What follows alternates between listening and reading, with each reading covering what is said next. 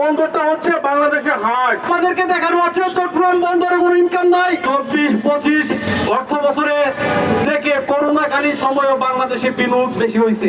বাংলাদেশ থেকে ধ্বংসের দ্বার প্রান্তে নিয়ে আসা হয়েছে। বিভিন্ন এজেন্ডার মাধ্যমে বাংলাদেশটাকে বিক্রি করে একটা পায়তারা চলছে এবং ক্ষমতা পাকাভুক্ত করে একটা পায়তারা চলছে। আজকে আমরা এমন এক বিষয় নিয়ে এই রাজ্য পাদদেশে দাঁড়িয়েছি, সেটা হচ্ছে আমাদের সার্বভৌমত্ব, নিরাপত্তা আজ হুমকির মুখে পড়েছে। আমরা জানি, আচ্ছা আমাদের যদি হাট যদি কাজ না করে তাহলে কি আমরা বেঁচে থাকবো না? তাহলে আমাদের চট্টগ্রাম বন্দরটা হচ্ছে বাংলাদেশের হাট। যদি আমাদের এই হাটটা যদি বিদেশিদেরকে দিয়ে দেয় তাহলে তো তারা যে কোনো সময় খাবলে খাবে না। আচ্ছা তখন কি আমাদের এই বাংলাদেশটাকে ভেন্টিলেশনের মধ্যে রাখলে হবে না? আমরা জানি যে ফুসফুস চলে গেলে সেটা কৃত্রিম ভাবে ভেন্টিলেশনের মধ্যে সাপোর্ট দেওয়া যায়।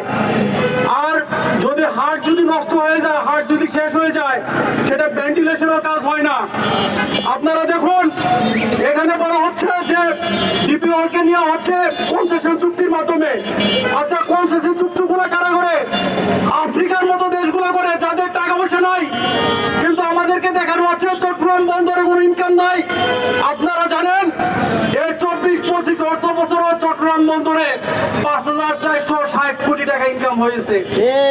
এখন এত টাকা ইনকাম হওয়ার পরেও কেন আমরা বিদেশিদেরকে দিচ্ছি? আমরা যখন প্রথম 2024 সালের অগাস্ট মাসের দিকে আমরা দেখতে পাই যে আপনার বিডার আশিক ভাইকে নিয়ে আনলো বিমানে উড়িয়ে, এমন ভাবে উপস্থাপন করা হলো যে সে সব কিছু পাল্টে দিবে। এখন আপনারা দেখতে পাচ্ছেন বিভিন্ন সংবাদপত্রে দৈনিক বার্তা আজকে যুগান্তরে একটা নিউজ হয়েছে, আপনারা কি দেখছেন?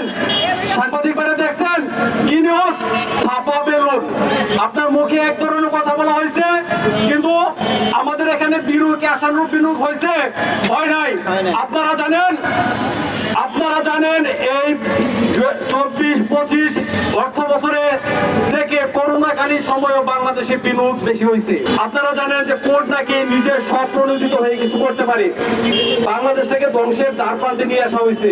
আমরা মনে করছিলাম জুলাই অভ্যুত্থানের মধ্য দিয়ে আমরা একটি বাংলাদেশের পক্ষের একটি শক্তি বা বাংলাদেশের পক্ষের একটি সরকার পাবো, সেটা কি পেয়েছি?